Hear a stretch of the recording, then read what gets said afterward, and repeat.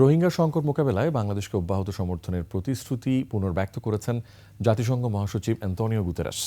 জাতিসংঘে বাংলাদেশ স্থায়ী মিশন এমন তথ্য দিয়ে প্রেস বিজ্ঞপ্তি প্রকাশ করেছে। বাংলাদেশকে এই সমস্যার জন্য তহবিল নিশ্চিত করার আশ্বাস দিয়েছেন গুতেরেস।